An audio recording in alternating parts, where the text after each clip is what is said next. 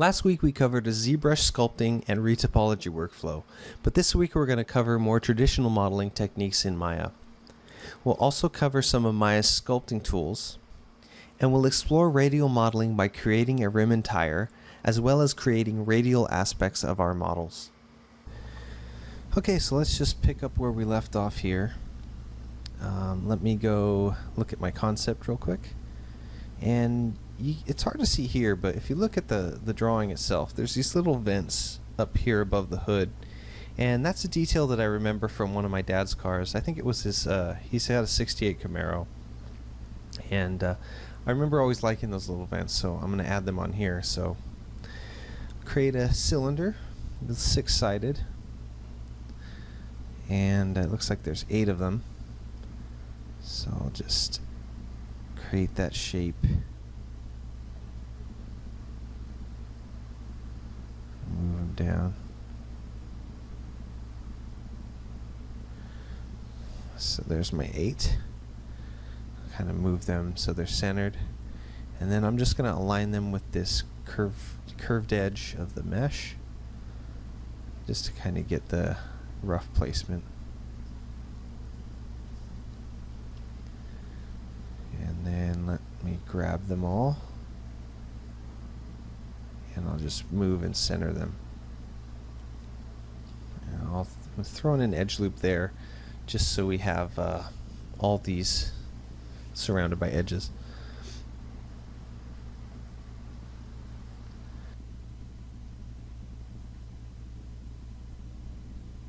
And you know what? I think I'm gonna actually have to redo this. I'm gonna throw in a couple of edge loops here, just to kind of support that curve. You can see that if I delete them and I leave it smooth, it kind of becomes more of an oval shape, but I really want it to be kind of more of a pill shape. So I'm just gonna duplicate these pieces and snap them to the positions I've already laid out. And then we'll go to a side view and actually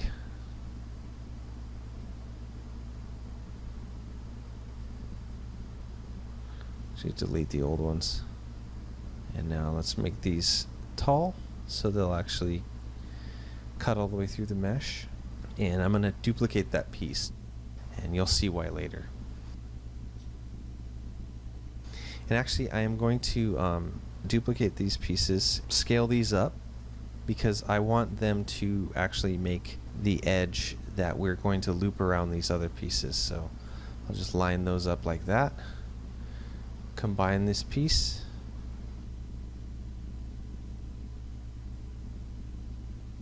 select the mesh and then the piece I want to cut with, and then booleans. Go ahead and blow those faces away on the bottom. And then I'm going to grab these edges and fill the hole. So now I'm just going to take the multi-cut tool and connect these edges. You'll notice that before the booleans operation happened, these faces were actually triangulated. That's why you see the edges going kind of diagonally across. And we're just going to work around those for now, but we'll cut them out later.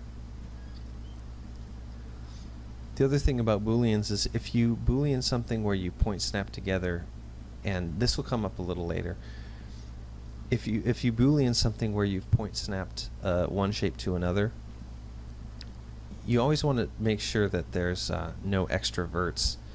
Even though it might sometimes look like it's one vert, it might actually be 2 that are just on top of each other. So that's just something I always double check when I'm using boolean tools. So you can see I just deleted the diagonal edges. And just the tedious work of connecting edge loops we all have to go through.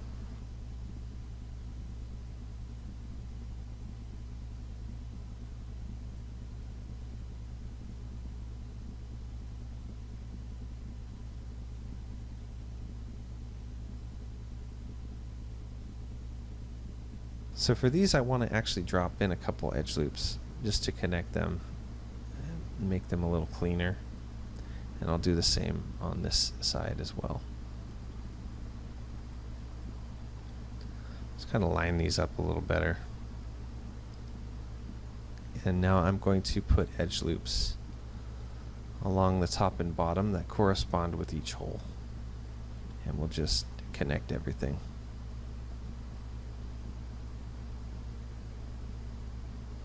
And delete the edges we don't need. Sometimes it's kind of handy to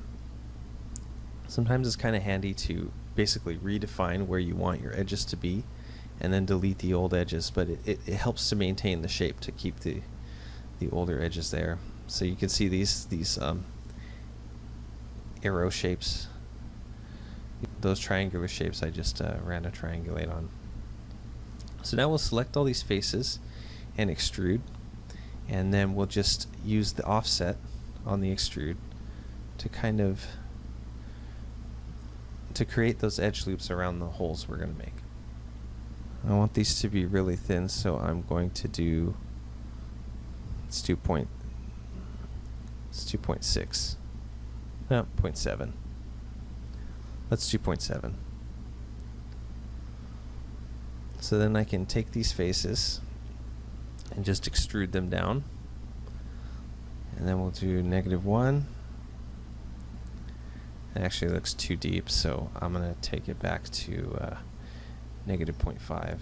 And then we just delete the faces. We got that vent looking pretty good. So now I'm going to unhide the other piece, and we're just going to line up the curvature of some of the new edges that we made, just to make sure that it will still line up with the windshield properly. And actually I'm going to delete that edge there, and we'll take some of these and make sure that they're going to the right place. But it actually looks like it's pretty good, so I'll go ahead and adjust the rest, and go ahead and delete the old one, and we'll delete the right side. Just kind of eyeball this curvature a little more with soft selection, and then we'll just go ahead and mirror. So now we've got, could delete these polycylinders. Now we've got our vent piece above the hood. So Boolean's a super powerful tool. I'll be using them a lot as I model in Maya. I'll just fix this windshield so it still lines up a little better. Make sure we got symmetry on when we do it. Cool. I'll turn wireframe unshaded off, and we're looking pretty good.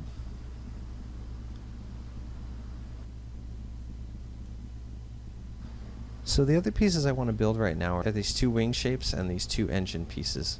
Basically all the pieces that have the body material. I want to finish them up. So let's start with this back wing. If you remember, when I built this thing, I built it straight up and down, but I rotated it, and then at some point I froze the transforms. But I want those transform values to kind of stay on there. So I'm going to create a new cube and rotate it into place, and we'll just say 24. Make sure we're in object mode, and now we'll just kind of recreate that wing shape.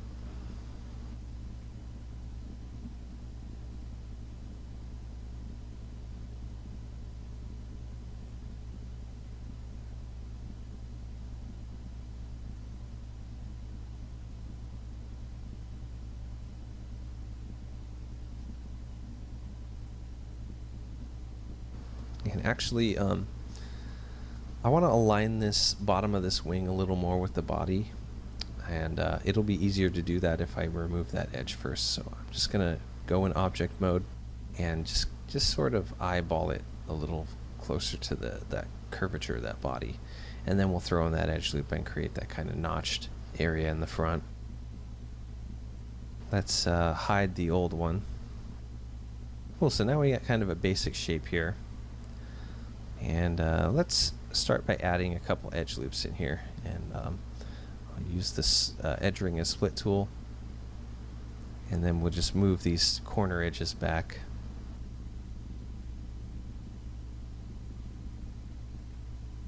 I actually want to cut down the side because I kind of want to get this teardrop shape of this wing.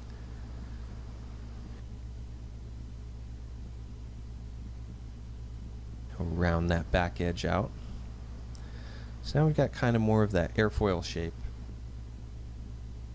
So let's now stick this in a group and use duplicate special, and we'll do copy, but we will instance the leaf nodes. So now we've got the wing on both sides, and the reason I'm doing this is you can see a lot clearer on the right side of the car where these part lines are for the marker light and then the rudder on the back.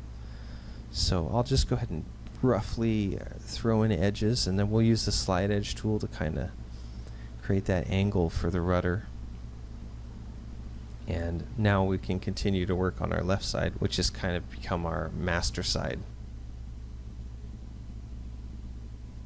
So I'm gonna do a couple extrudes for this marker light, and that central edge between those two edge loops is going to end up being the edge that we cut. A lot of times I'll use the slide edge tool to realign edges. You can see if you slide it down, if you slide an edge down,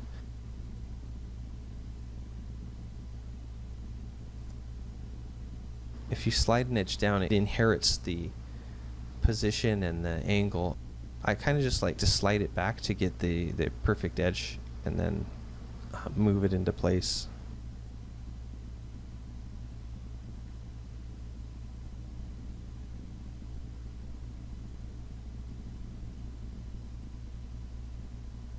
And we'll do the same thing with the rudder here.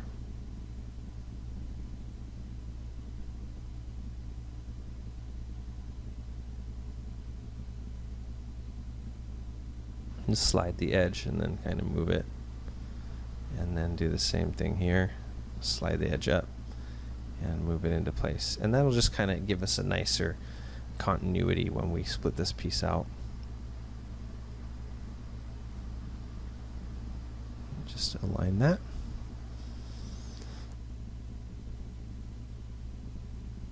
So now we have our basic edge loops defined of these shapes. And I'm actually going to move this bottom piece up and extrude out on the bottom.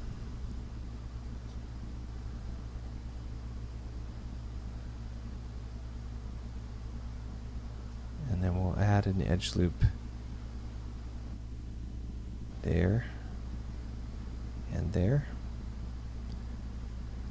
just to support the shape of the rudder as well as the curvature of that notch there. I also use the slide edge tool a lot to kind of realign some of the edges that kind of go off on an angle, and I just usually do it by eye.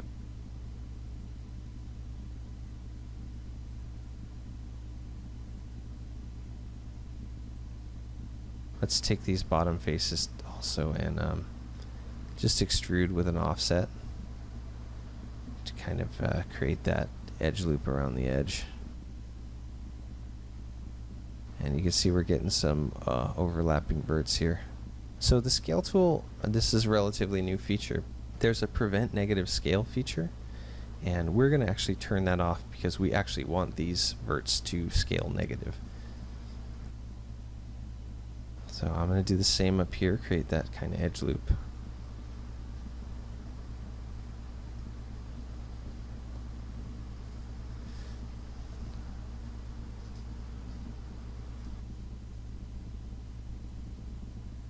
And let me just grab these edges that we're going to cut and go to Edit Mesh, Detach. And now if I delete history, and let's put these back up. Let's actually put these back up at 0. And I'm actually going to put the pivot point on this corner of the car, just so we have a kind of a consistent pivot point. So we're going to separate, and now we've got our 3 pieces. So what we're going to want to do now is we'll actually group these all together in a fresh group, and then we'll set the pivot to that same corner and name it L rear wing null.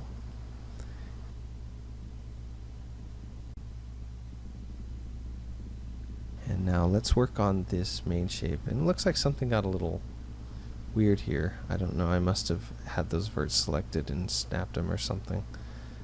It's easy to just realign. So now I'm going to take these edges and just extrude in, and we'll just do our -0.5. So, and then I'll just move these into place.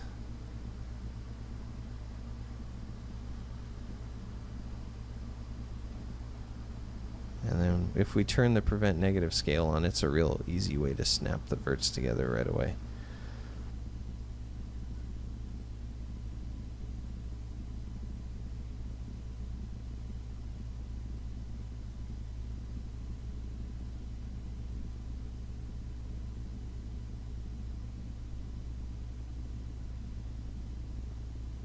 So let's do the same with this back edge of the rudder. I'll grab this edge and extrude in to our -0.5. And then I'm going to actually use the append polygon tool here. And we're going to just help this out. Now that we've kind of established those corners, we're going to use the fill hole tool. And we're just going to go in and connect these edge loops, and now basically we have like a solid shape that if we animate the rudder in the back, we won't have any weirdness.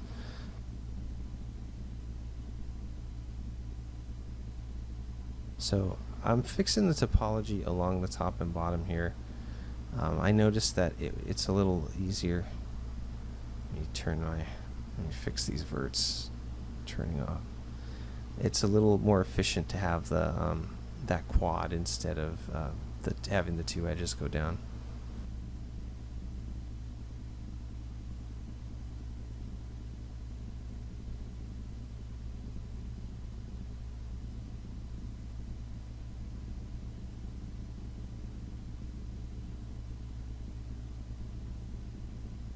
You just slide that edge up.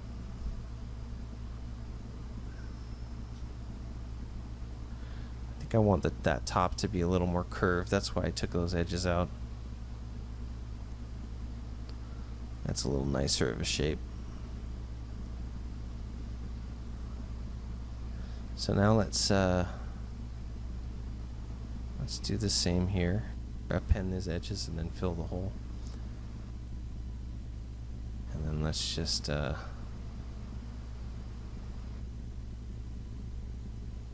connect all these edges, and then we're going to kind of work backwards here and then do the extrude on faces instead of on the edge. Let's do our scale fix again. Negative scale prevention. I think I'm going to fix this top edge a little bit. Scale them in together. And just kind of eyeball it. So now if I smooth this thing. And actually I think that we're going to want to curve this front edge a little bit. So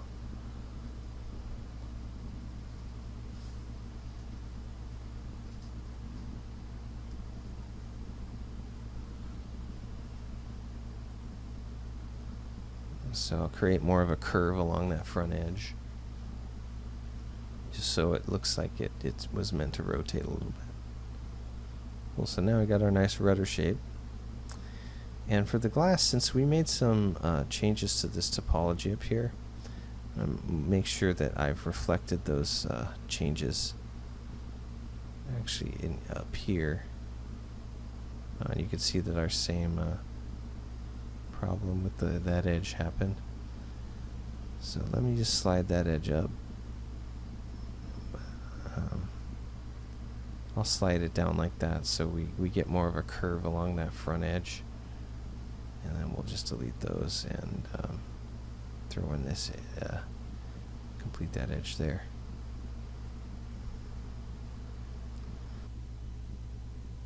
And now extrude this back to -0.5, and now we have a nice glass cover for our marker light on our wing. So let's rename these pieces. Let's do L rear wing main STM, L rear wing rudder STM, and L rear wing, let's go with glass STM. And now we can set this rotation back to -24, and we'll assign the rudder and the main surface the body material, and the marker light the glass. And the last thing I want to do is kind of give this more of a taper. You can see that it's kind of just a straight rectangle now, so I'm just going to taper in the top and taper, kind of flare out the bottom so we get more of a little bit better of a wing shape there. So we'll parent the wing under our L space vet null, and then let's duplicate that to the other side to get our R space vet null, and now we've got kind of our two wings. So I didn't freeze the rotation on this front wing, so I actually get to use this piece to kind of make it. So what I'm going to do is duplicate this piece and unparent it, which is Shift P. And then I'm kind of just going to adjust this to match the shape of the concept. And we'll make it kind of the same scale as the wing, or a little bit smaller than the wing.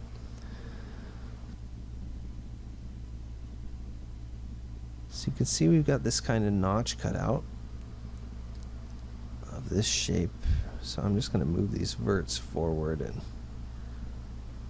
kind of match that shape. And then what we can do is just delete these edges and now connect them like that.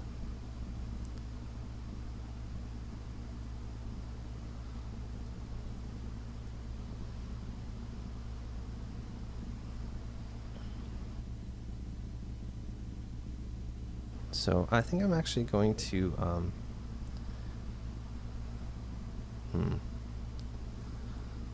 I need to decide how I'm going to actually attach all these edges. So I think that I want this to actually just be this whole piece be kind of an edge loop around. So now we can delete these edges we made to create this kind of cutout shape. And so now we've got like a single edge loop around. And I'm going to just treat this like almost like it's a blade, and we'll have a thick part to the blade, and then we'll have the sharp edge of the blade. So maybe not that thin. And now if we just throw in some edge loops,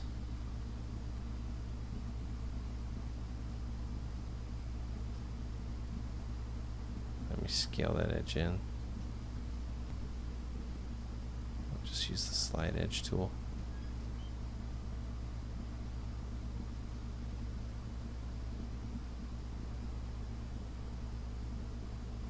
It looks like this. So the slide edge tool, if you're using it on both sides of a mesh, sometimes it'll go up on one side and down on the other, and you just kind of have to be aware of that. I just go in and fix it with this, and then I'll just scale the verts together. Okay, so use my cut polygon tool across the top since it's a flat edge, and I'm actually going to use it down here as well, because you'll notice if I try to use the multi-cut tool, it'll give me that weird angle because it's trying to average between the two things. So I like to use this cut polygon tool across there.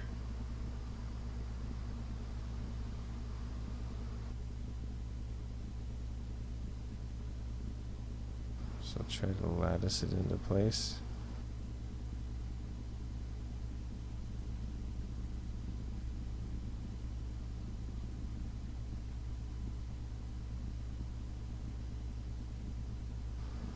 That looks a little bit better.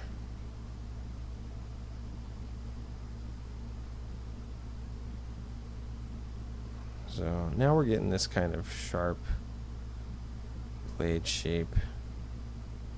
Let me actually extrude the top edge loop up here to our 0.5 again. And then we'll scale these. We'll do our prevent negative scale. And same for up here. And we'll throw that edge along there.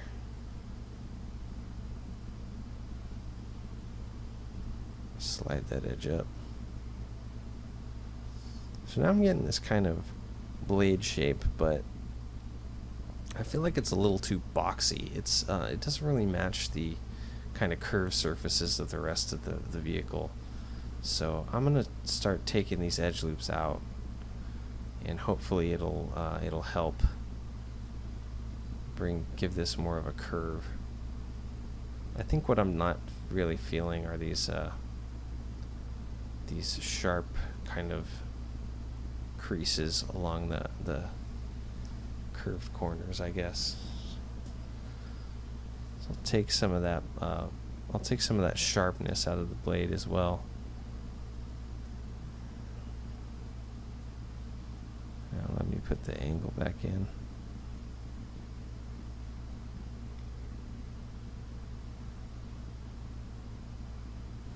Let me slide that a little bit, or I'll just move it actually.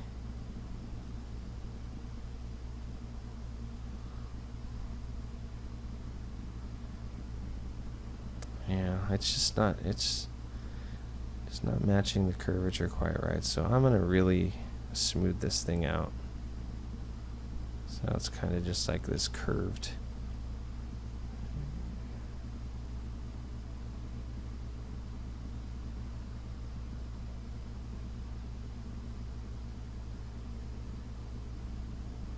Just kind of spread these edge loops apart a little bit more. I want to maintain that hard edge on the inside, but yeah, I think that's a lot better. Yeah, that I think that matches a little better. It's more of a curved surface.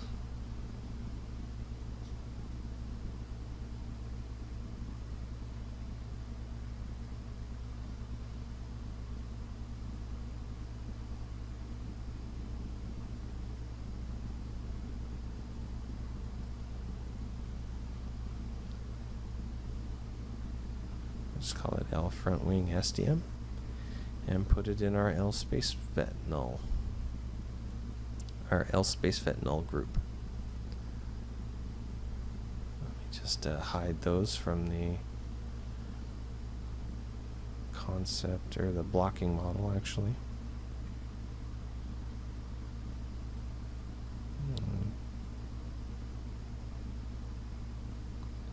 Looks like it might want to be a little sharper down here.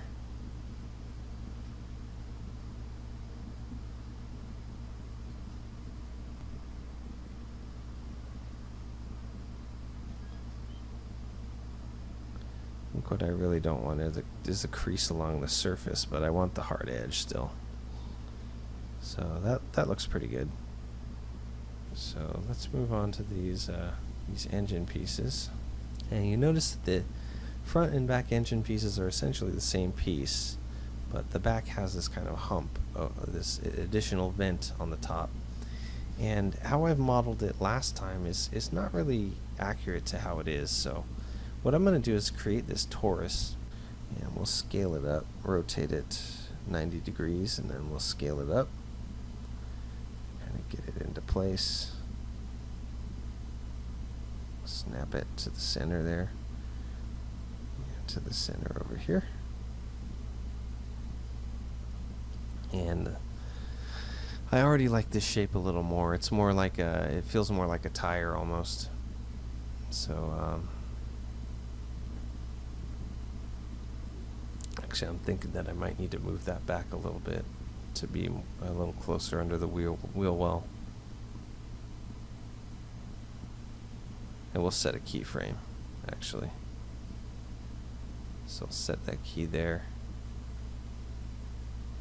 And let's move it back.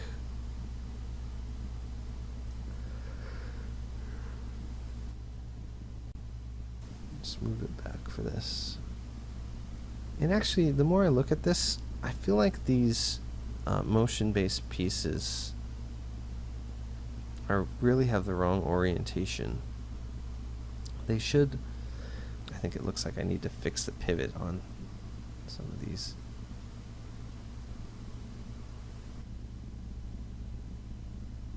I feel like they should be rotated this 180 degrees, because this kind of gives it more of the stance I would expect from like a car or a dune buggy or something. So that stance looks a lot better to me.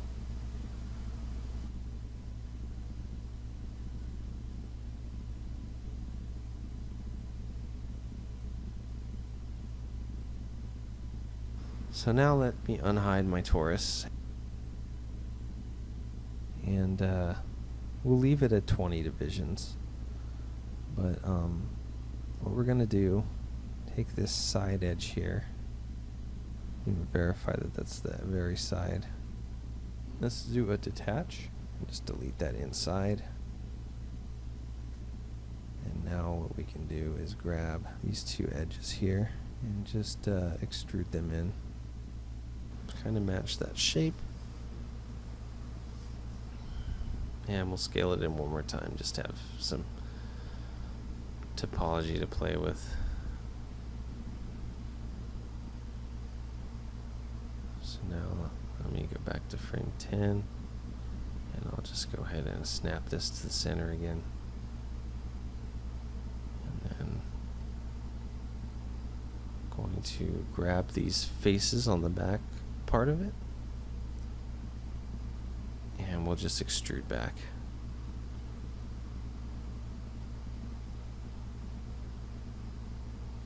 And delete them.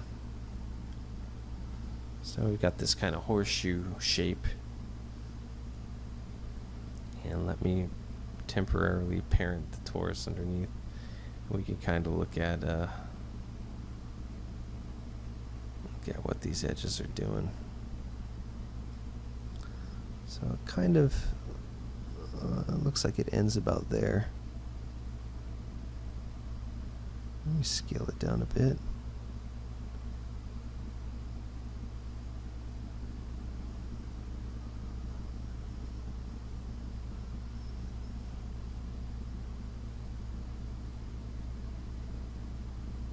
I'll just keyframe this kind of separately.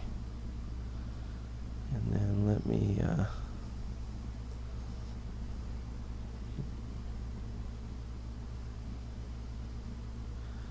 I'm going to create this pill shape to kind of boolean out. So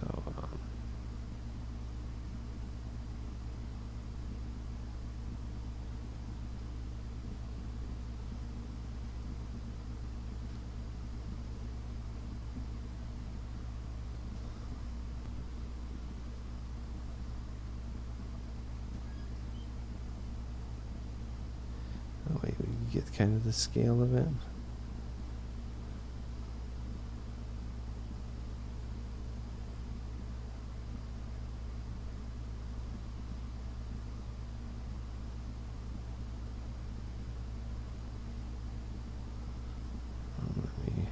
That looks about right. We can kind of meet up with those edges there. So let's take this down to 12. Something a little more reasonable. And let me take these and just extrude them up. And we'll line it up with these edges there.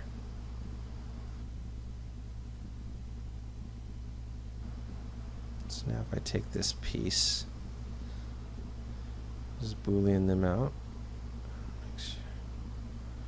Make sure we delete that. And now this is what I'm talking about, where you see these edges are triangulated. See, these edges have been triangulated.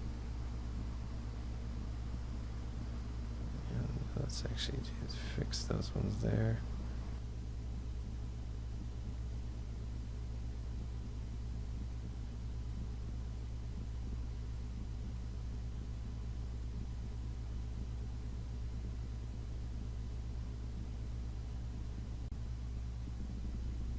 Go ahead and delete these kind of hanging edges, the triangulated faces.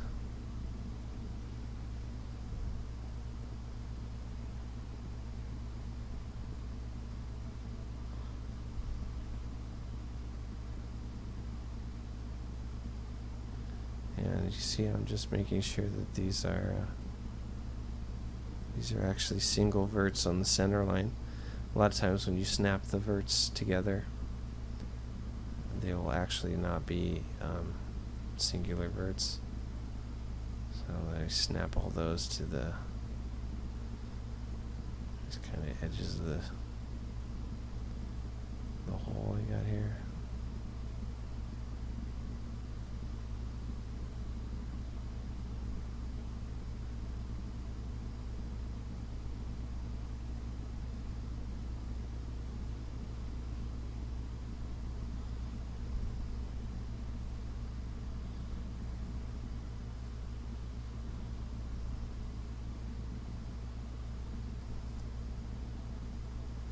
Just get that one side to work pretty well. Oh, missed that edge there.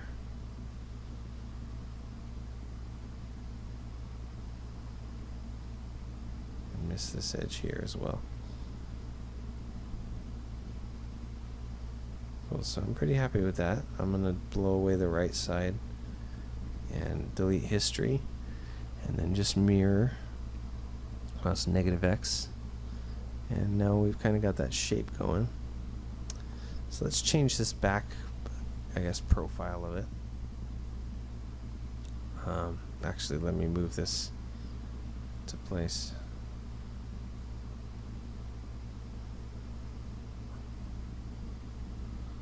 And now this kind of engine visible.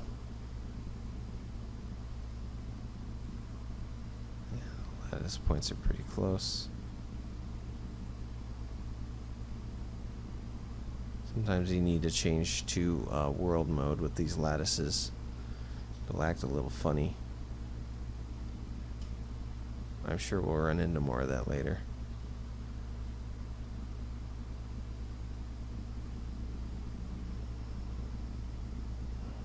So that's kind of our piece for now. What I can do is fill this hole, and then if we do an extrude offset of 1, that's 2.5 actually, and then just extrude again. Now we've kind of got that lip of the front. We could put our vent pieces in there and later. Let's assign the body mat. And let's duplicate this and bring it to the back. So first scale it up. Looks like the uniform scale worked pretty well.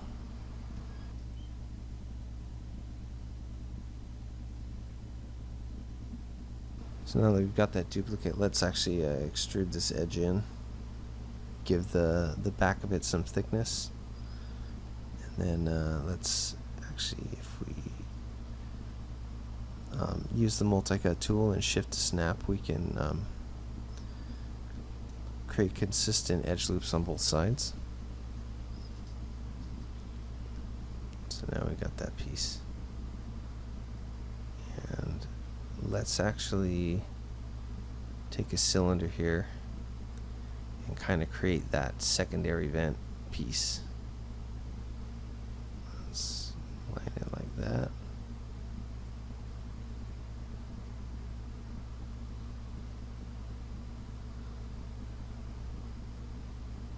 So now I'll kind of parent it, and it looks like I'm gonna make the wheel a little wider to match the concept a little better, and consequently it'll make that cylinder on top a little wider.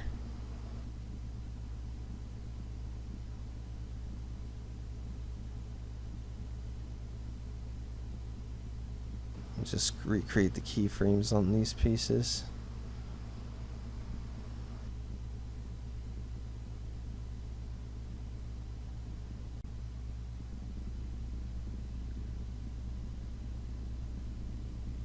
And it looks like with this this edge here actually isn't there, so just delete it away, and then we'll add in our other edge loops, and then redo our extrusion to give it thickness. So I should always check the concept. Oh no, we did it in offset. I'm gonna do this in local translate Z. Local translate Z. I'll do this in local translate Z. So now when I line it up, it looks a little closer. The back wheel though, oh, it keeps reverting back because I didn't key the translate. So now if I key the translate, it'll be in the right place. Okay, I'm gonna make the back wheel, or the back engine, a little wider though. And then let's kind of define what this piece is.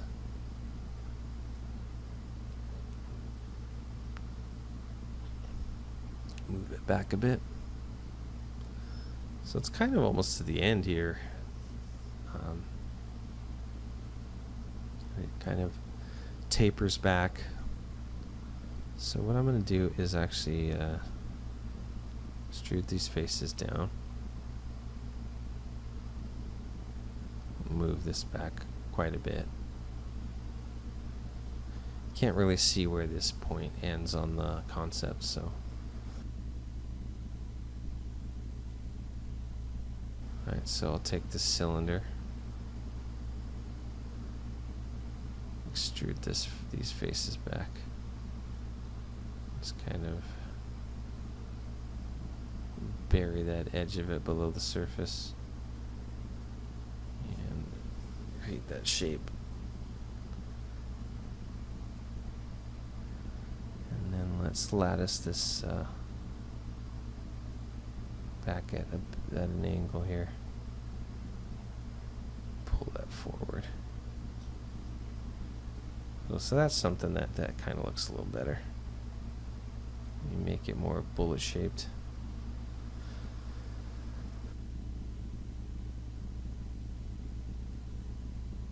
Actually, I'm going to make this a solid shape before I do so.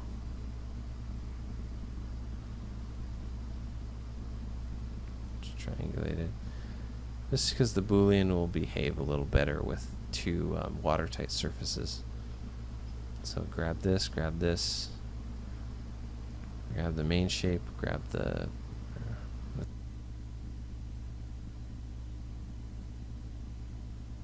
and we'll do Boolean's union. And you can see we've these pieces are together.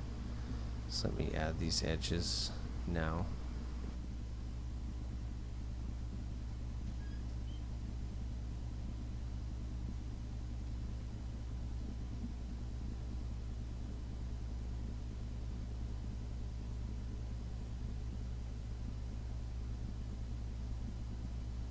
Isolate this piece, and we'll just kind of connect these edge loops down the side here. And you can see that now we've actually created this edge loop around there.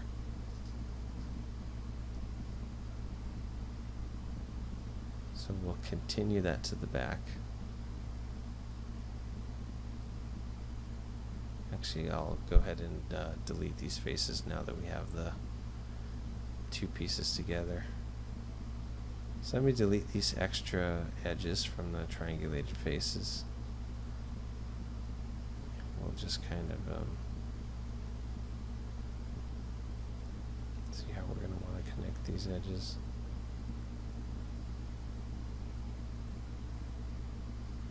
Delete the extra edges there.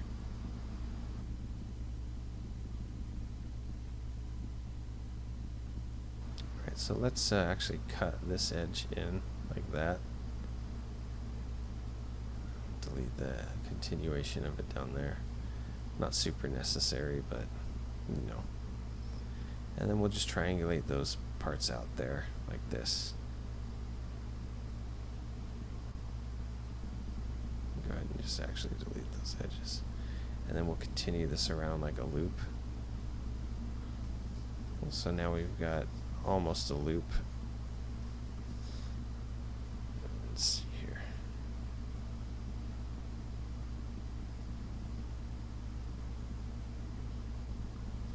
Extrude that in. Let's do an offset of 1. And we'll just blow those faces away. And we'll actually blow these faces away as well. So now, a quick way to get rid of hanging verts like that, like you saw there, is you just kind of select all the verts, and it'll only delete the verts that are not connected by more than 2 edges. The part you have to be careful on is if you're selecting like the corner of a plane or something. So let's continue these edge loops back here.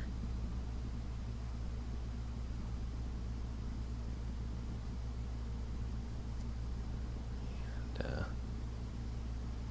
kind of use their curve snapping. Just point snap those together.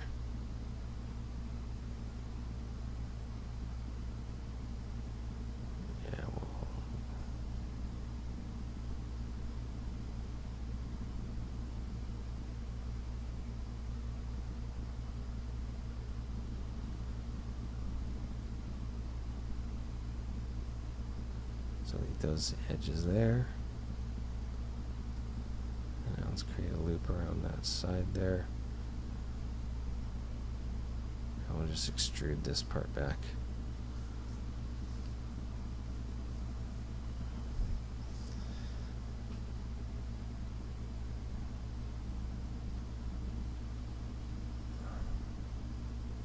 Just trying to make this edge loop a little more even. Now let's blow away the right side, and we'll mirror it, and we'll blow away the bottom.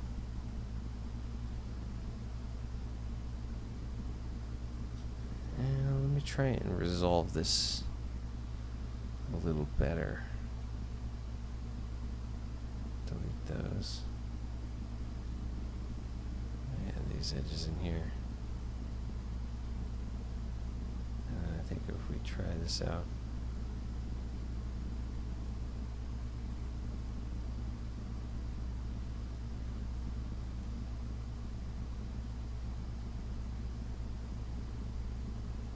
so that looks pretty cool.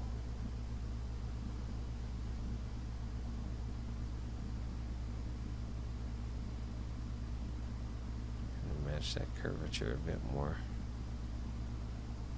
So it looks a little better. Oh, we got the hang invert there. Alright, so let's mirror this in -y. And looks pretty good. Let's look at our concept. Oh, since we booleaned the part, we lost our keyframe, so let's just recreate that real quick. Just key it and then rotate it into place.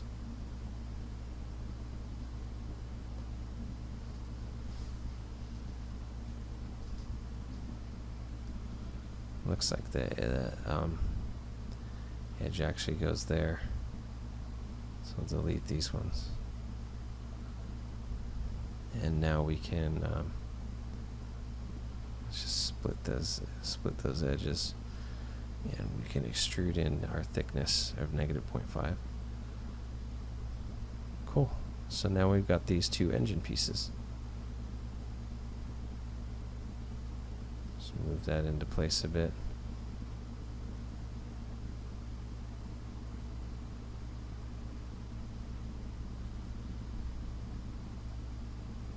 Actually want to move these both forward.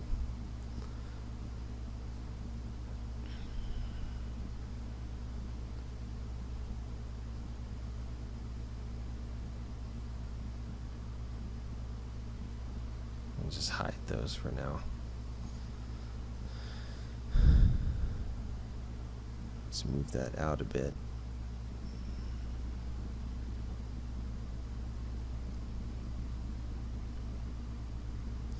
So I think I'm going to want to fix this fender a little bit, and rather than go back into ZBrush and mess with the sculpt again, I'm just going to use the sculpting tools in Maya.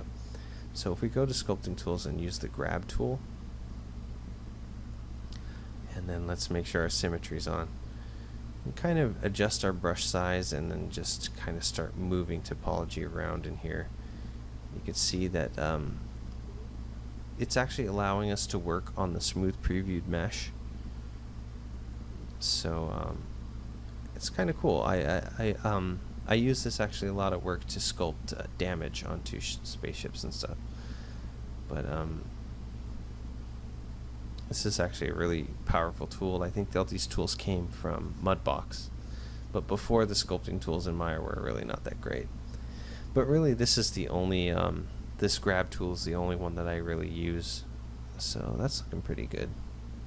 See, we've lost a little bit of the curvature of that fender. So I might just come in here and then pull it around like taffy. And kind of even out some of this topology a bit more. So the brush size works the same as soft select, where you just hold B and kind of middle mouse and drag. Cool. So I think I'll also move the, I like that a lot better. So at a certain point with this though, I'm going to want to stop using this tool, and actually we will adjust the verts themselves, because eventually you'll just it'll just be too difficult to do what you want with this thing. It does look a lot better though. Let me go in and kind of adjust these verts by hand.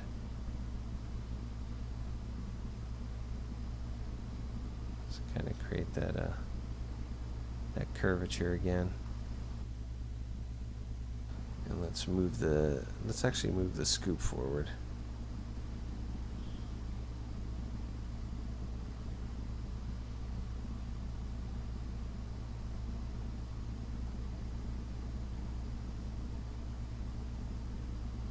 Just a little bit.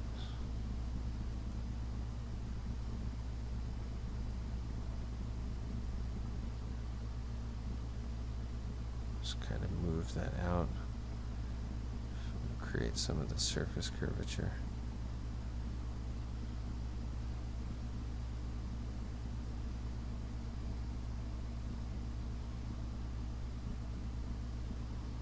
Same with these pieces.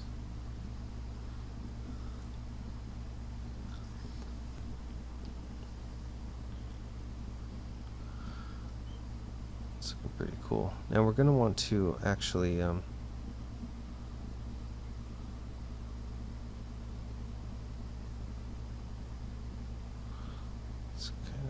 lessen the effect of that thing. And we're going to want to fix this edge loop, so I'll just take this and delete those, and then we'll just drop in a new edge loop here. And now let's actually fix this properly.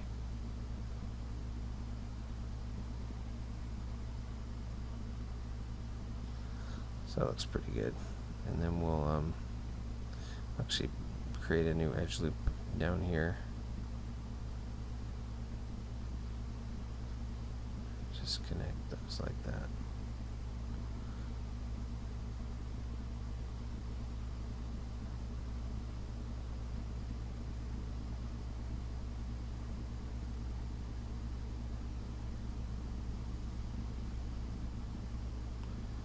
Using the curve snapping to kind of drag those along the edge. And we'll just try to even this topology out a little more.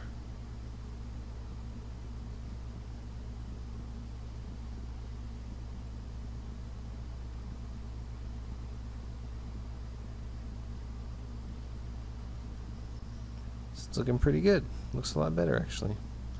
So let's rename these parts. L front engine cowl SDM and L rear engine cowl SDM. And put them in our L space vet null. Go ahead and hide those blocky rear wings from the blocking model.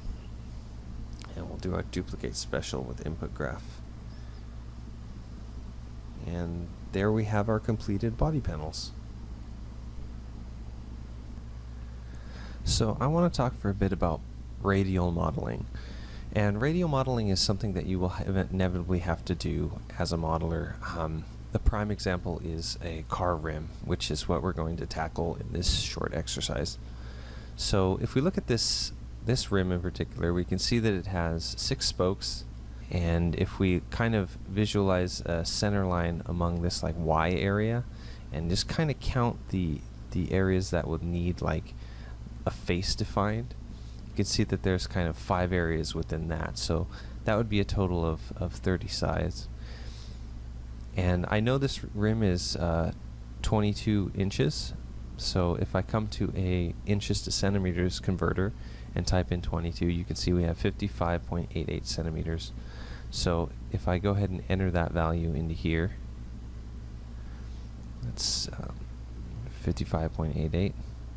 Now we've got kind of the size of our rim. What you'll notice, the construction history has the radius at 1, and the radius is only half the diameter of the cylinder. So we really need this to be 0.5 for our scale value to be an accurate representation of what we entered.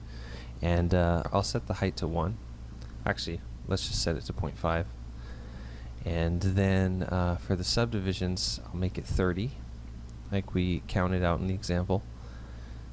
And I'm going to duplicate this and then select the initial one, which still has the history, and let's do 6 since we're dividing this by 6, and we'll just set that as a reference. So now you can see where our 6 pie slices are going to be. And if you look at the cross section, if we look at this cross section of the rim, we can kind of see what the profile of a rim looks like. So let's just kind of scale this down and let's create that sort of shape. So first I'll extrude in, get that outer lip of the rim, and then it's got that little notch kind of to the front side of it. So I'm just gonna extrude that in, and then we'll scale that down and move this edge up, and that'll kind of give us that shape that we need. So now I'm going to extrude in the top and bottom. And actually, I'll just extrude the bottom for now. And we'll kind of just scale this in a little bit and create the inner profile of this. Extrude up and scale. Let's extrude up to there and scale, and then we'll just kind of extrude to there. So we want it to have a good amount of thickness. So now I'll do the same with the top, and I'll extrude in. Actually, I think what I'm going to do is I'll go ahead and save this image, and then we go ahead and navigate to it and look at it in content view. You can see that it's 1600 by 1600.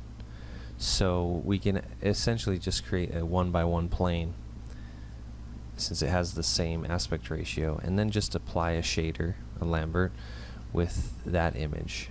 And now if we go and adjust the transparency and go to 6, and then we can just kind of scale this up. And this is just going to give us kind of the basis for this is kind of just going to help us line up some things. I'll put this in my reference layer as well. And then now we can see where that center hub of the wheel is. We can see where this where these spokes kind of fork out, and we can also see where the outer lip is.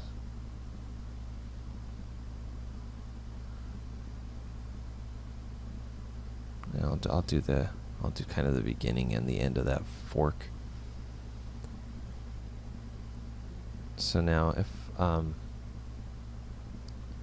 going to extrude in the inside of the rim, just kind of match that, And then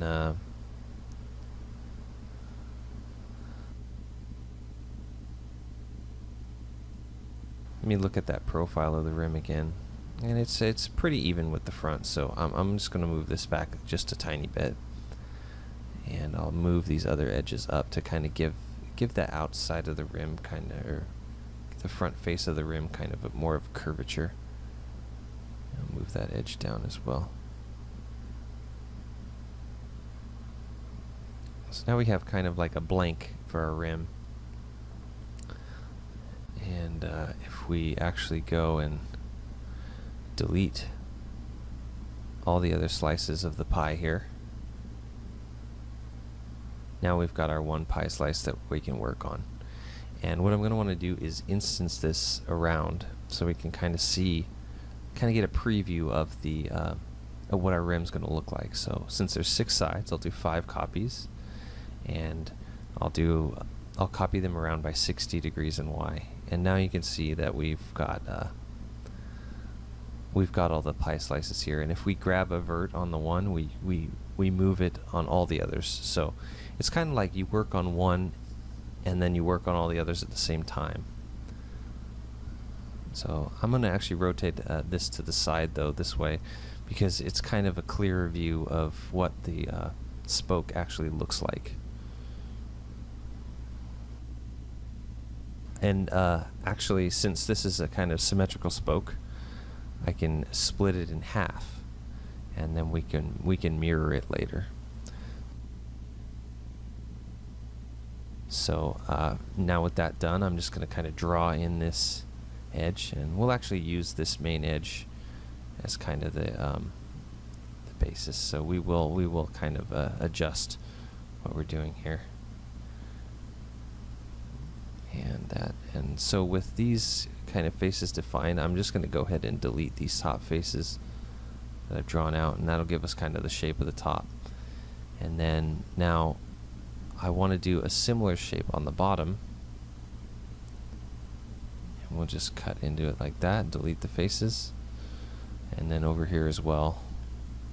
Actually, I'm going to need to get closer to that edge, and then just delete those faces. And now we've got kind of the top and bottom shapes, and we can just use the append polygon tool to connect these connect this top and bottom section.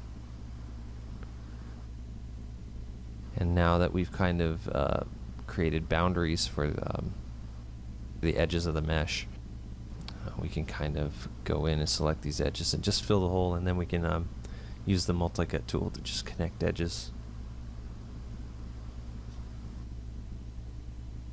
So I want to get rid of this cross shape here, and then we'll create these loops around here, and then we'll make them go across the back as well. And so you can see it's not lining up, and I don't want these things to spiral, so I'm going to change some of the topology here to kind of match. Just delete that edge and then draw in that shape. And now we've got kind of an edge loop that goes around. I'll just delete that edge for now. So now that we've got these shapes going around, we can create these edge loops and kind of define the hardness of that shape. And you can see we're starting to get a result that looks somewhat right, but I still have to, let me just connect these last few edges.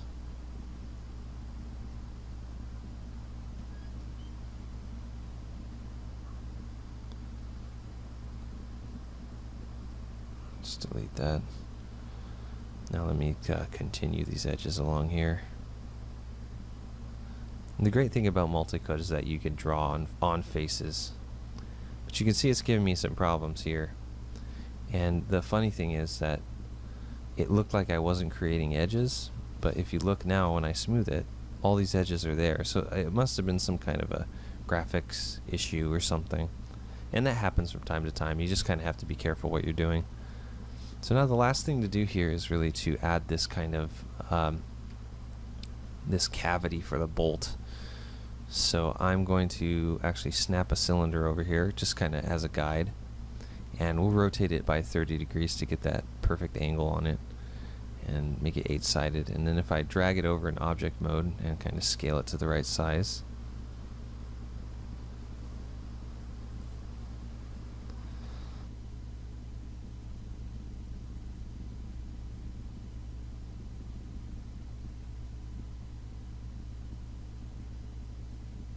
actually let's scale it down for our purposes, because this is just an example. And now I can just sort of trace those edges on here, and it doesn't have to be super perfect. But now if I let me drag this cylinder down, and now let's just kind of connect these edges, and I'll add an edge loop in the middle to connect, and connect there as well. And now I've got that round shape. Extrude it and flatten it out, and it's getting pretty thin there, so I'm going to actually pull these faces down as well and pull this supporting edge down. But you want to only pull it down in the y-axis. If you move that in the other axes, we might lose that perfect edge along our cylinder. So now I'll just connect some edges here, create some supporting edge loops around there, and then also around this way, and then along the actual bottom of the cup, I guess, cup shape. And let's create the supporting edge around here, and then we can kind of just, I'm going to actually curve snap these verts so I don't disturb the kind of the surface that I built. And then I might need to look at this at another angle to get the curve snap to work right. Well, so now I kind of got that shape there. You throw an edge loop in there, and then I'll throw a couple more in here so we can connect to get rid of those n-gons there. And now if I mirror this piece on positive X, you can see we have the finished piece. So now when I smooth it, we're kind of getting what we expect. And actually, like when I do smooth it, I feel like these corners are a little too sharp. So I'm going to, if I can grab that edge, I'm going to just grab these two edges and kind of scale them in to get more of a rounded edge there. And I'll actually, when I do this, I'll delete that center edge loop and then recreate it afterward. Cool, so now we're getting kind of a shape that we are happy with, and I'm going to convert instances to objects, grab all the objects, hit combine, and hit merge. And now we've got our solid rims. So let me add supporting edge loops to these edges along the other side of the rim. And I'll just use the bevel tool for that. Give it 2 segments. And now we've got, oh, so when I added those edge loops to kind of split the pie slice in half, I need to then take those out so we don't have any smoothing issues along the cylindrical part. Now we assign a blend, and now we can see our nice rims. Let me rotate this by 90 degrees. And now let's create a tire. So for the tire, I'm going to just create another cylinder. And I'm going to make this, just kind of scale it to the right width. And then kind of scale it out in these 2 axes. And then I'm going to make this 24. So it's still a multiple of 6, just for my own sanity, so it lines up with the rim. I'll create 2 caps, 2 subdivisions on the caps, and then scale those faces up and in, and then that'll kind of give us the tire shape. So I'll create these edges on the side and scale them out so it kind of bulges, and then scale these ones in so we kind of get that nice rounded profile. Let me scale that out a bit, and then we can grab these edges here and just scale them in.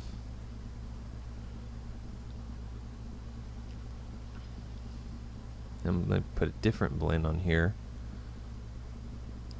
and just kind of make it darker, just so it's visually looks nicer. And then I'm actually going to scale these edges out a bit just to give it more of a round profile.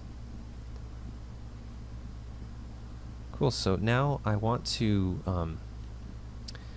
create tire treads, and what I'm going to do is actually measure the distance of one of these edges, and you can see it's 9.249006. So if I go to a calculator here in Google and I enter that value,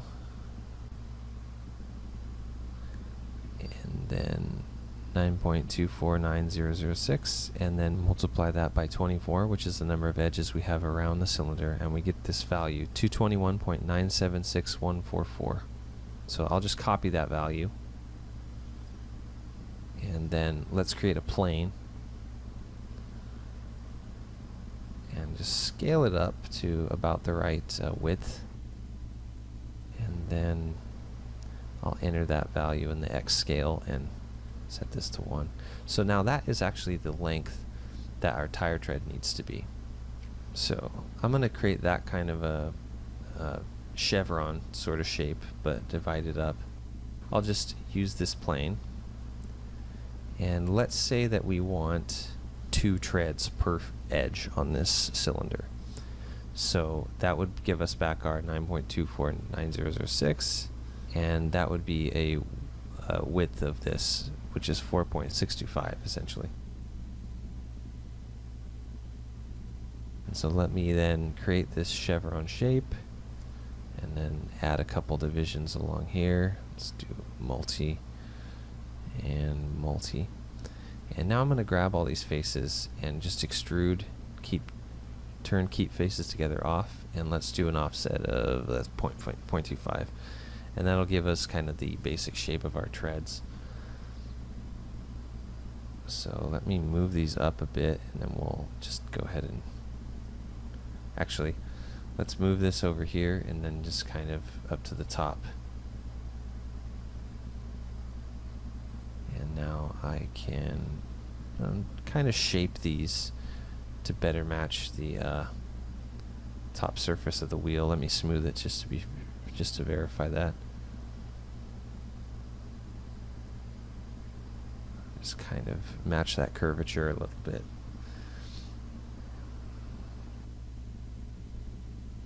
And then if I grab all these edges and just extrude them, let's extrude them down actually.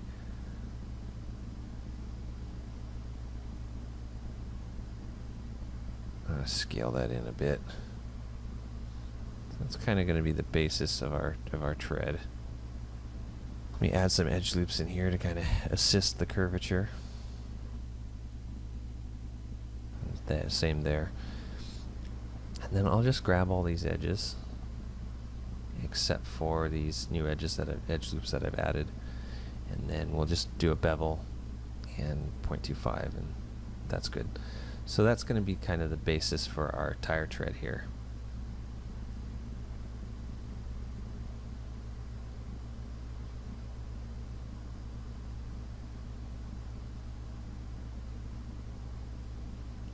So now I'm just going to kind of space these evenly, and then just duplicate with transform, which is Shift D. And let me get rid of my plane. I'll just hide it. So I'll grab all of these now, throw them in a group, and then let's set the pivot point. Set the pivot point. So I need to set the pivot point of that group. I think I messed up the pivot point of the cylinder of the tire actually. So let me fix that real quick. Let's move that back to the origin. And now we'll use this nonlinear bend deformer, and you can see we can adjust the curvature, but it's kind of doing it in the wrong direction, so we need to angle it 90 degrees, and then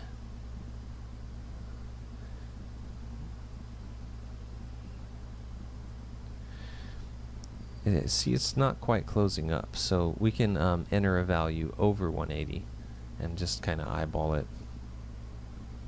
Let's try 190. Oh, it's too much. 185. So 185 looks pretty close, actually. But now you can see that our so let me you can see that it doesn't quite match the tire. So let me delete history on this group, center the pivot, and then we'll just center it around the origin and scale it in till it kind of matches the tire.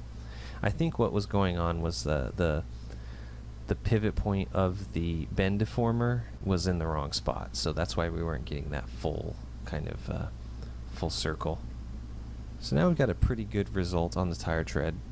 Honestly though, this is something that I would bake down to a normal map or a bump map just to keep the scene lighter, because all these treads, like there aren't very many polys themselves, but there's a lot of them around the surface.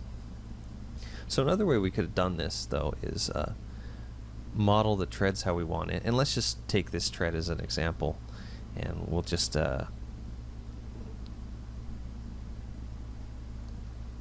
we could just modify it a bit, and I want to get kind of a I'm gonna get kind of a zigzag this time. So let me snap that to the center there, and snap the pivot to the origin.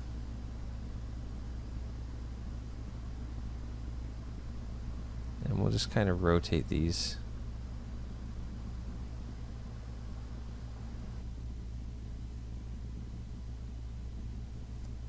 Grab those faces and snap their pivot to the origin, and then just rotate them into place so we get kind of that zigzag pattern. And it's looking a little wobbly, so let me try and fix it a bit. I'll take these faces and just kind of rotate them a little bit more. Cool. So now we got that kind of zigzag thing, and really we could just let's move these up a bit.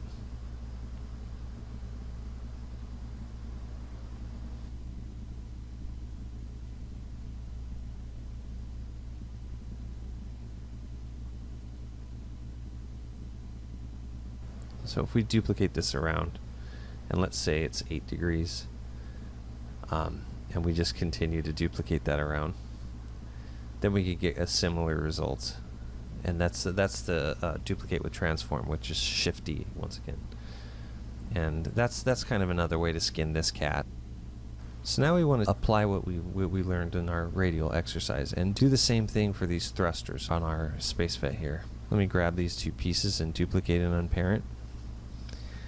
And if I hide the blocking model, let's create a layer for the finished model as well. I'll just call it delete that previous layer that we're not using anymore, and let's call this new one finals.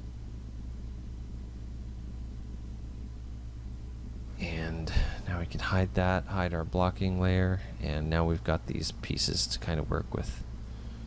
So we're going to make thrust vectors, which if we look at this video, we can see that they're actually like these plates that kind of slide in and out of each other, and they kind of have these control arms kind of control the vector. And here's kind of a better look, closer look at an image that does this. And here's a one that's actually on a jet. And I'm gonna kind of favor this design a little more. I like it a little better. It's a little simpler. And there's actually usually a layer of petals that kind of goes around the outside of these, which we're also going to build. So let's start out. We'll do this back engine first because it's larger, and we want that sort of scale to it. So we can see what's cool here is that the inner petals kind of create this conical shape inward. So if I create a cube, let's just snap it there, and we can sort of move it back, maybe to like there.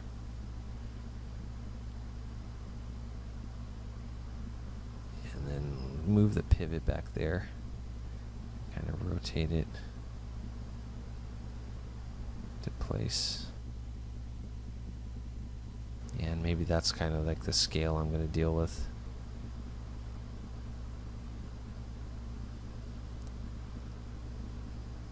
Good. Let me throw it in a group and put the pivot at kind of the center of that circle.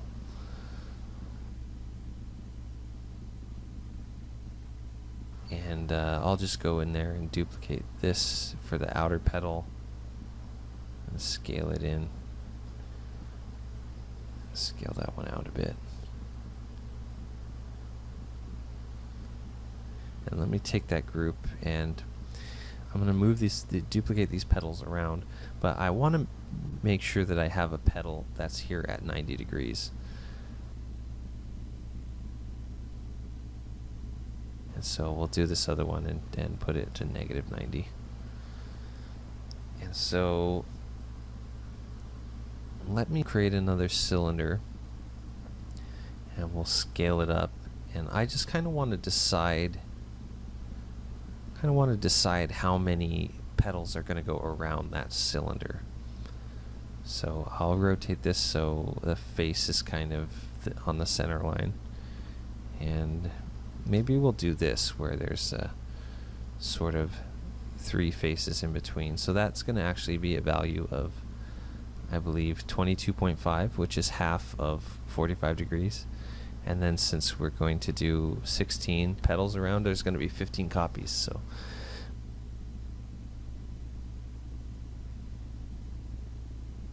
if we do our duplicate special with the instances on, now you can see that we have our shapes here. So what's cool about this though is you can grab all these things and then we can kind of preview what our thruster action is going to be. So that's kind of a cool, that's one of the things I really love about being smart about your hierarchies and pivot points, is you can do cool things like that. So I'm going to start adjusting these individual pieces so they can kind of work together.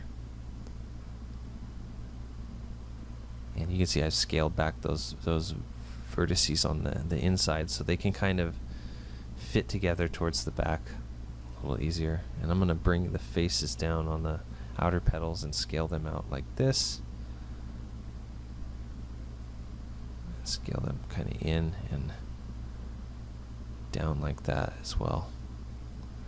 So for this piece, I'm going to create a couple edge loops in the middle and extrude them in, and this will kind of act as what looks like a little notch for our other set of petals to kind of fit into.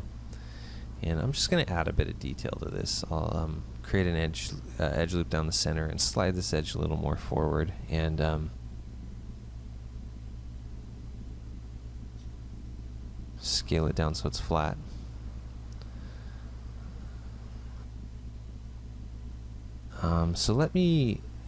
So it looks like on this example there's actually these 6 little kind of fins along there. So I'm going to create 6 edge loops here.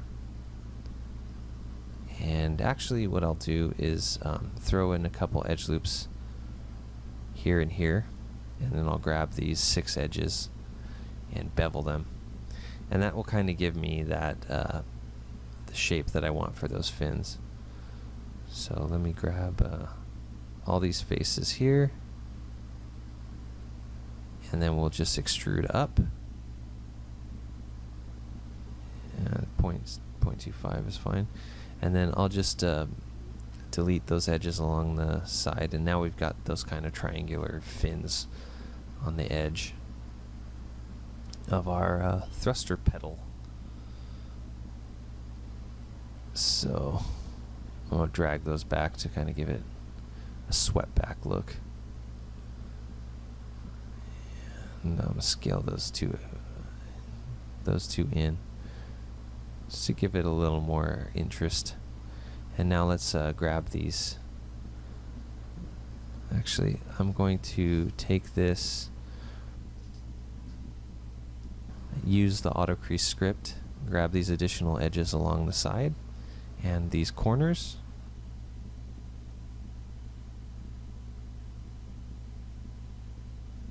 and I'm going to use the bevel tool. And I actually recently discovered this, that the bevel tool, you can turn chamfer off, and it kind of gives you a fenced result, which usually you would have to drop in those edge loops by hand, but this kind of does it for you all at once, which is nice. And now I'm going to grab those vertices and just sort of snap them to these edges.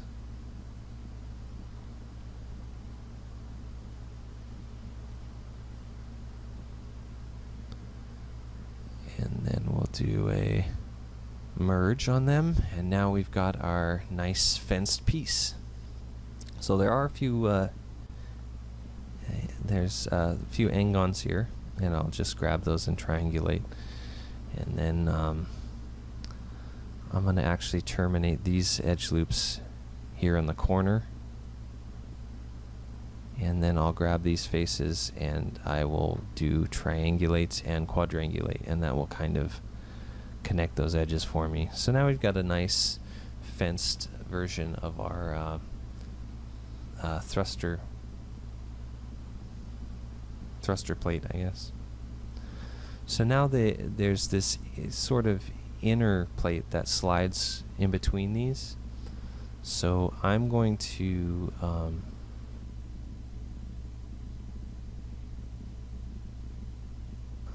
kind of scale these in, and then just to give me some more space in between the plates themselves.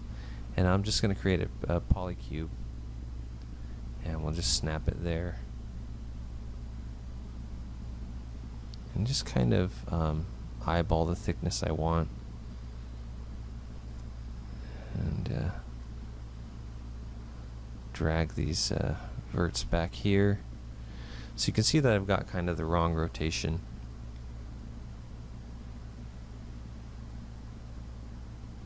And let's kind of fix that a little bit. Can grab the channel in the rotate X channel in the channel box and kind of rotate it around.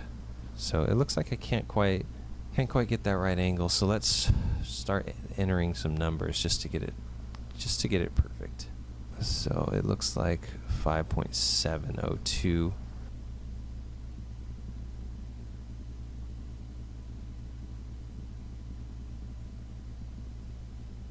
So I'm going to snap the pivot of this new part to the same location as the other one, as the pivot to the other plate. And now I'm just going to snap these verts to the outer corners of the other plate.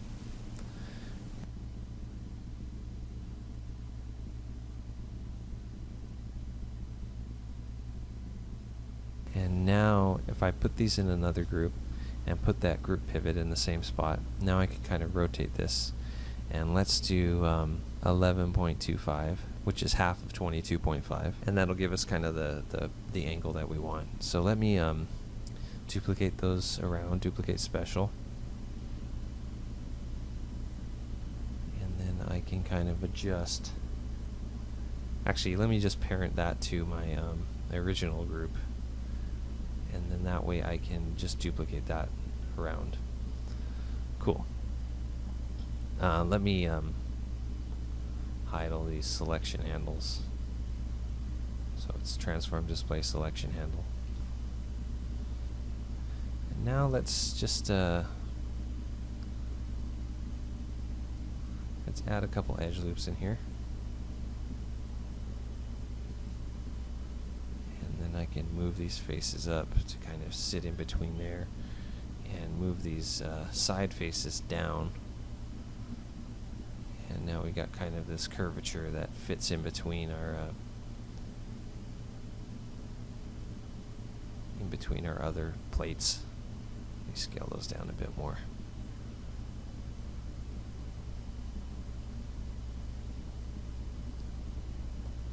So now I'm thinking I'm going to add some visual interest to these plates actually.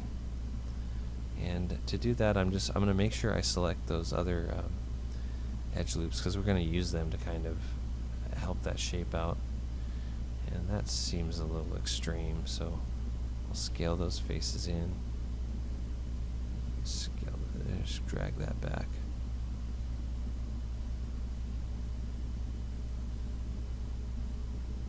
Use my multi-cut with snapping to get the same value for where those edge loops are. And let me throw in an edge loop here just to support that. Oh, I got this kind of weird result here. I think because I dragged them back, actually. Just fix those shapes.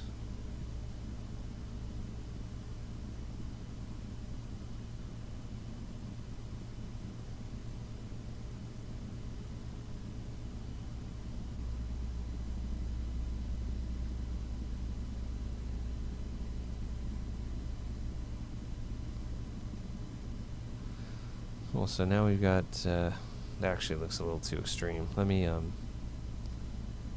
move these up a bit. Just give it a little less relief. Oops. Now you can see I got kind of these wonky, move those front ones forward.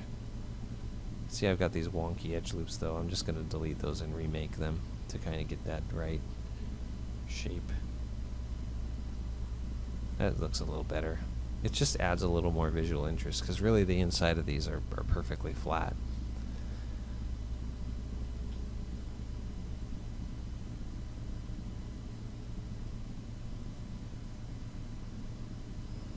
Cool. So now let me continue to work on this shape. Just drag those back a bit. Add an edge loop in there. And I'm actually gonna create this kind of arm that goes over and kind of grips the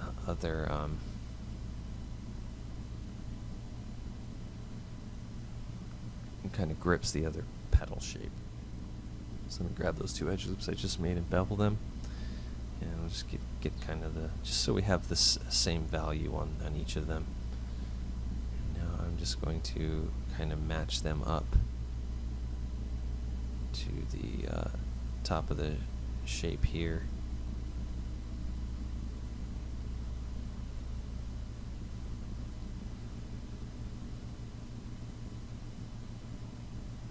So now if I grab these two faces and just kind of pull them up a bit, and then let's add an edge loop that kind of matches that top there, and we'll just extrude these faces, and I'm going to switch to world mode just so I pull them straight across, and then I'll switch the scale tool to world mode as well.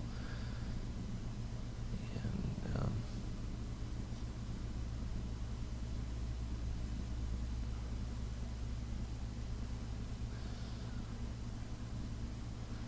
just kind of add those edge loops in there to kind of create this arc shape, and then I'll just delete those edges. And that kind of gives me that edge loop that goes over there. So now I got it's kind of just something that's hiding back there behind the top layer of petals, just to add a little hint of more of a mechanism. But it's not something we'll ever see in great detail. So, and you can see how these things kind of slide together. So I'm pretty happy with that. Let me actually grab this shape and I'll move that all the way across those edges, and move that face down, just to kind of give it a less a lower profile, I guess. Add some edge loops in there.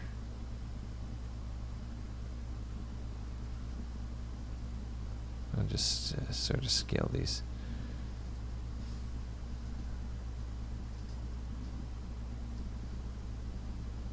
Let's just snap them to like these points, just to keep them consistent with that other plate.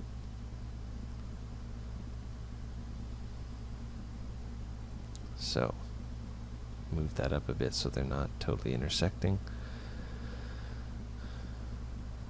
And now let me, I'm actually going to bridge these together. So delete the faces, select the edge loops, and bridge them.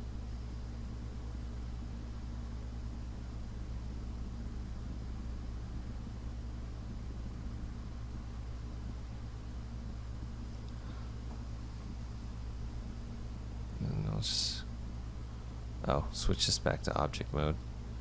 Just sort of scale those in and move these down just so it fits in the back a little better.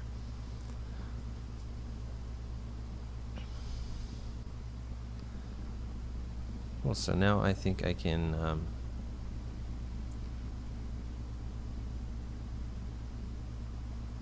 what I can do is I'll just auto crease this like we did the other piece. Deselect those edges because I want them to kind of curve. And let's just run the bevel tool. 2 segments, chamfer off, and then let's change offset as fraction to off, and then offset to 0.05 or 0.03. Let's do that. Cool. So now we get that kind of a look. Let me drop in some edge loops here just to kind of support those corners.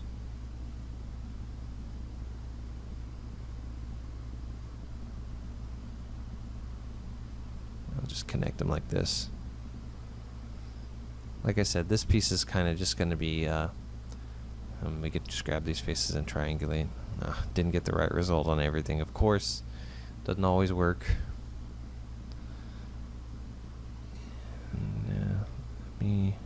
Well, so this is kind of the result we're getting. Looks like a pretty cool piece, and like I said, this is just gonna kind of give a secondary level of detail to the inner workings of this thing.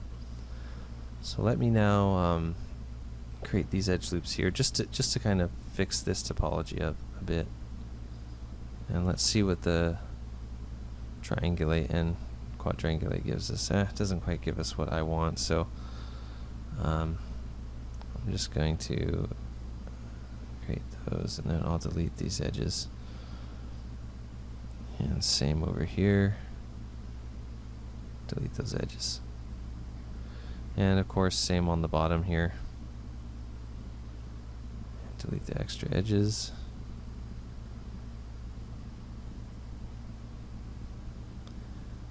And cool. So now we've got a shape without angons here. Awesome.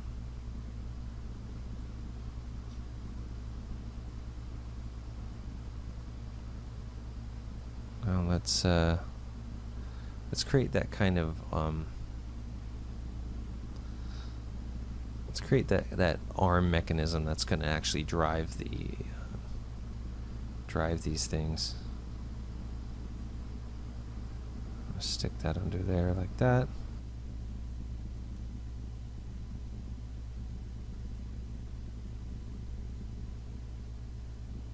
I'm actually going to duplicate that and scale it down and scale it in, and that's going to be kind of the other part of it. You extrude these faces down and just delete them, and then I'll kind of create this shape that our cylinder will wrap around, I guess. And then for this, let's actually give it a couple of divisions along the height of it. And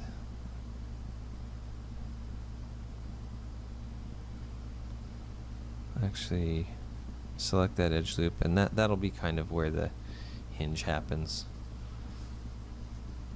So I'm going to actually take this and kind of scale it out so we get kind of that 6-sided cylinder coming out the back,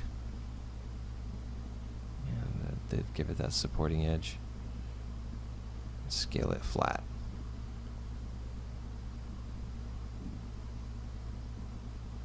And then I'll append those edges, fill these holes, and then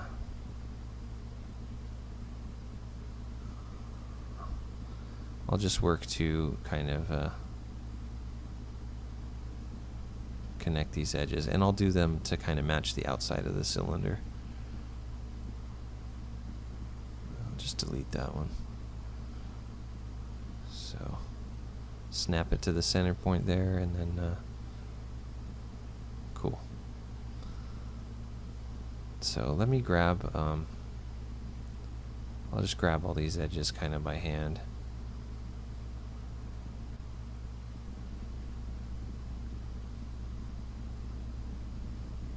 And we'll just bevel them.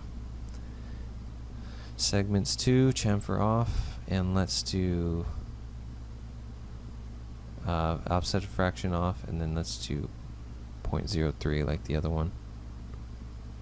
Or is that 0.05? I can't see. Or 0.03 like the other one.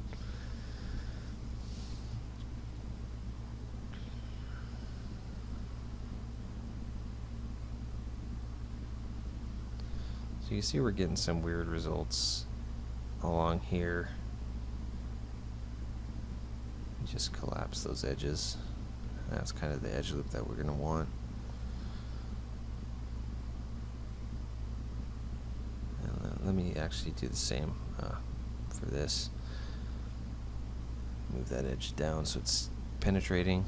Now bevel, offset fraction off, segments 2, offset 0.03, and now we've got our two pieces here. So let me then extrude and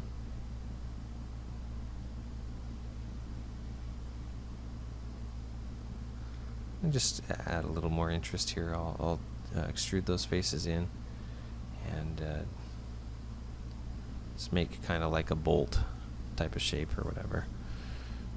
And then just do our same formula for the bevel tool.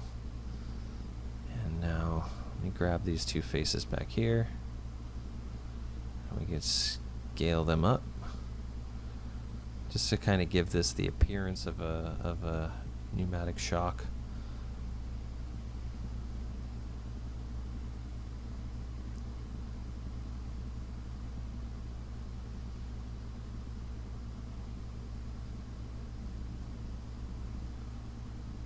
And let me pull that all the way back and delete that edge, and then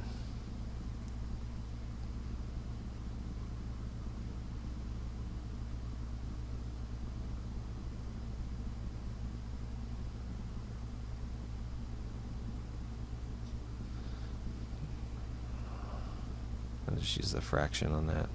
Cool. So that's kind of our finished internal mechanism for that thing. So I'm going to unhide the outer pedal, I guess, and then we'll just grab these verts and kind of scale them down a bit, move them out that way.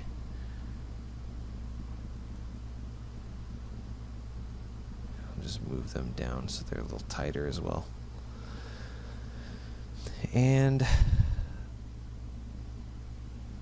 think what I'm going to do is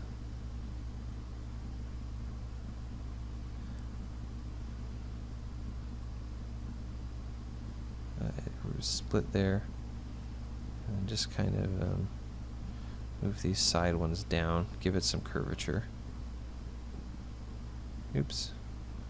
I'll move that side down even further so we can actually create a piece that kind of slides underneath.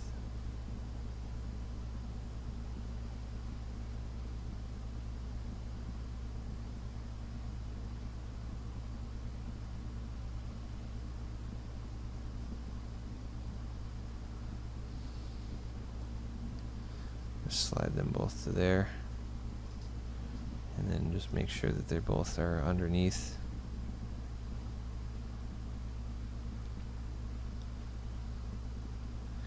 And now that's kind of what we're getting.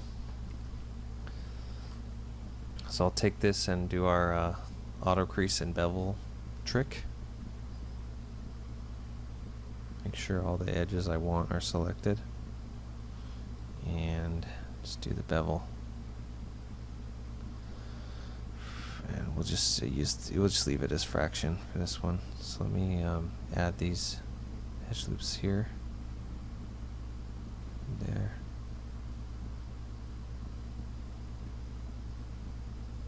And do the same here, here. And for this, I'm actually just gonna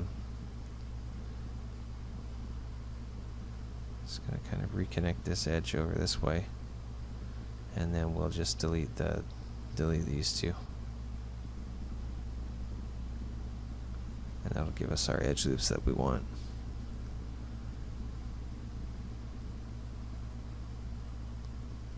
But I kind of want that to have more curvature to it. So let's just slide these edges out a bit, and that'll kind of create more curvature to that fillet. So cool, now we've got these kind of like openings. Let me actually adjust that so it's less of a weird transition. So now we've got these outer petals, and they kind of give you a sneak peek at some mechanism inside. Let me actually take these pieces now, and we'll make sure they have the same pivot, just so when I rotate everything, it rotates together. So turn that selection handle on, grab these two pieces, and snap the pivot to the selection handle. So now if I grab all these, so now I can do the duplicate special again, and now we've got all our thruster pieces working together. So if I unhide that, now you can see we've kind of got the wrong angle there, but that's okay, we can just rotate it out. So now let's just do nozzle instance. I like to kind of duplicate certain things I'm building, just so I can have it in the scene if I need to go back to it. So I duplicated that, and then I hid it. So it's just a way to kind of keep your hard work around in case you mess up later. So now I'm going to duplicate these two nozzles and their cylinders, and just sort of snap them to the certain point on the engine mesh. And now what I'm going to do is I need to create like a straight version of these things. So I'm just going to duplicate them and move them up, kind of out of the way. And then I'll duplicate them again, and just sort of eyeball how far apart they're going to be. And really the piece that needs to change is that kind of secondary flap that goes in between. So these pieces.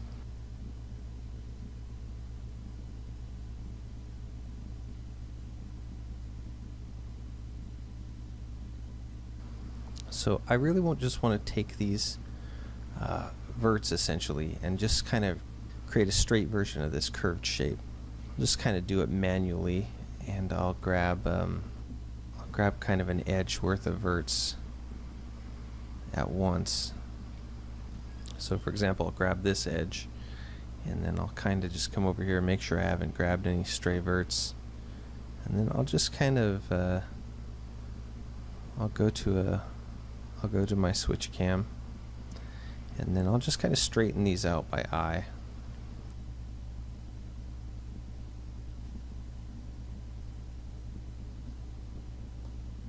And I'll do the same up here. This is going to be a little more tricky, but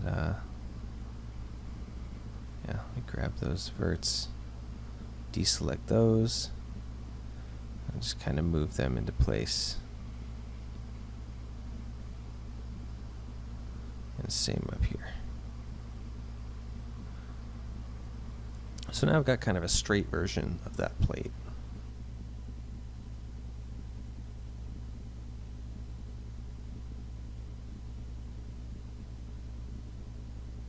So let me delete these two up here, and then I'll duplicate special this time, so we'll have instances of all these pieces.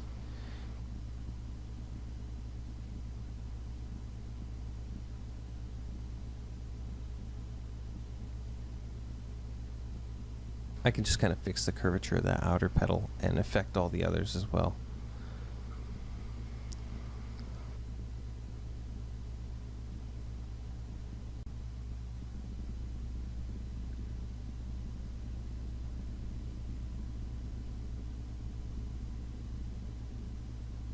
Now I'm going to take these two pieces and just align them with the center petal of my lower nozzle.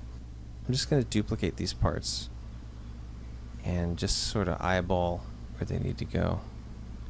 And then I'll just use Shift D, which is duplicate with transform, until I get up to the top here.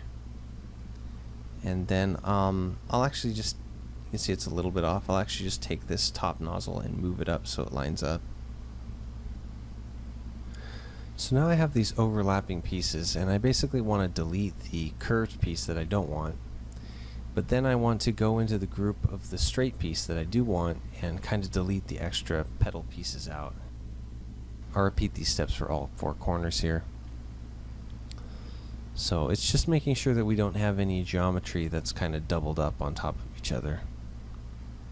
Delete the curved one there, and then let's delete everything in that group except for the straight one that I want. Now we can turn off selection highlighting, and we can kind of see our cool thrust vector action. Just hit undo.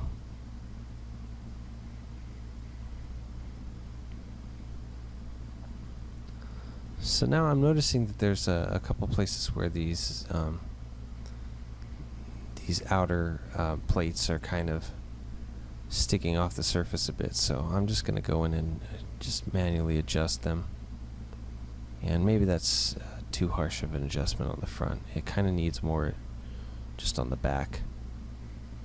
So it looks like the other side is fine, but I'm going to go down to the opposite kind of corner and make sure that that piece has also been adjusted. And now I'm going to take everything and assign my greeble mat.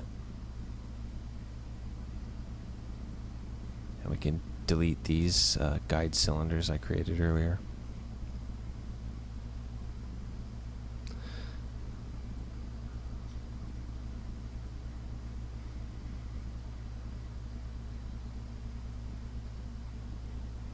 Now I'll convert instances to objects. Grab everything and create a new group. And then I'll just I'll name the group L rear nozzle null and delete history. And actually what I'm going to do next is I'll unhide this original nozzle that I made, and I'll put this in another group called work in progress, and I'll put it also on a layer and call it work in progress layer. And I'll just keep that hidden, and this will be kind of like my safe place to store things that I don't want to lose. And so now I'll take that group, center the pivot, make sure it's centered with that other engine part, and then I'll duplicate it and call it L front nozzle null, and then we'll just kind of move it into place, snap it, and of course scale it. Let me get closer to it with the switch cam so I can see it. Let's scale it down to there.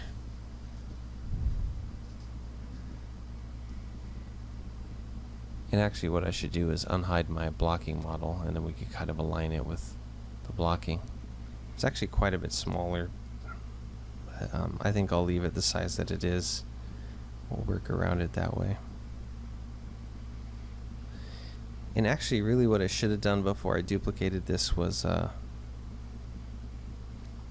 actually fix the naming here. So what I'll do is I'm going to use comment rename, but I kind of want to rename these in a specific order. So I'll select these plates and just go around the whole thruster in a clockwise manner and just keep selecting. And that way when we number these, they'll have a specific ordering to their numbers. So I'll open up comment rename and let's call this, let's set the padding, let's actually set the padding to 2 and start it at 0, 1. That way when we get to double digits, it'll stay in order. So we'll call this L rear vector plate A and just rename a number. Now if we go over to display sort order alphabetical within hierarchy, now we can go to that group and we see all the pieces are in order. So I'll do the same thing with these secondary, this secondary layer of plates.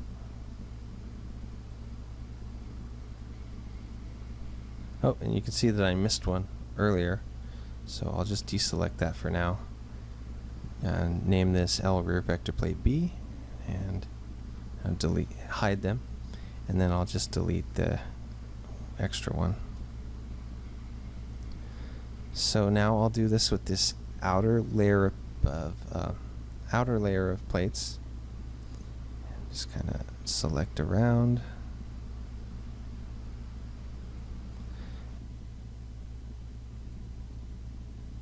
We'll just call this L rear outer vector plate A. Just renumber them, hide them, and now do the same thing with these shock pieces. And they're not actually working shocks; they're kind of just for show. We'll call this L rear outer vector arm A. I think I might take that outer out later.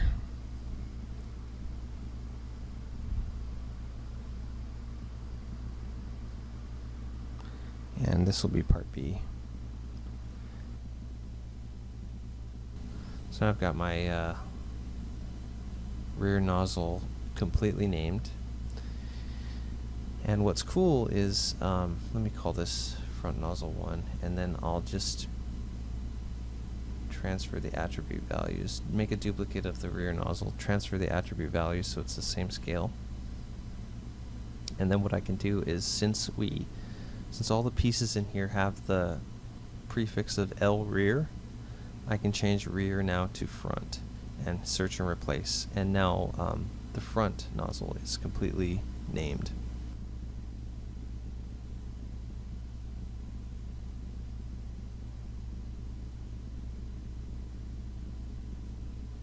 And let me just add the suffix on all these meshes of SDM since they're smoothable. And yeah, now we can see our thruster action happening. So let me then throw these into the hierarchy where we need them. And we'll do L space vet L. And actually what I think we're going to want to do is grab these two pieces, group them, L front engine null, and same here, L rear engine null.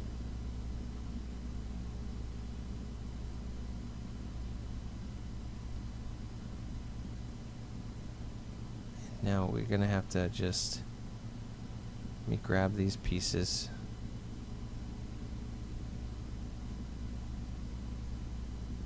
Let's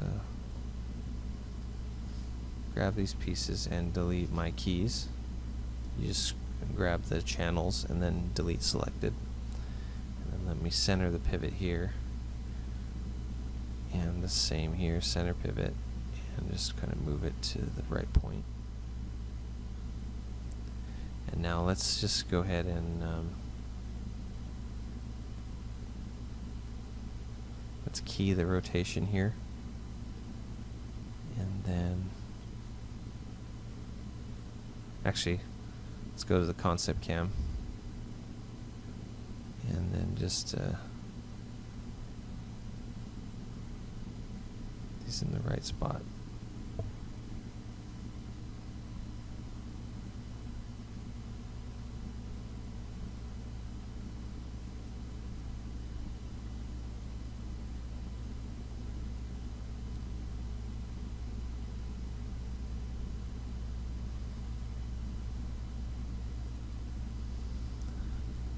So I'll delete our old right side, and then we'll do the same thing, duplicate input graph and scale it in -1 in X. And now we've got our space vet body parts and thruster parts. So I'll just save. So this is where we are at the end of week 4. I'd like you to complete all the main body pieces of your model. I'd like you to complete the rim and tire exercise. You can create the treads using either method that I covered in the lecture. I'd also like to see any radial elements of your model completed for this week. So as always, thank you for watching and have fun with your models.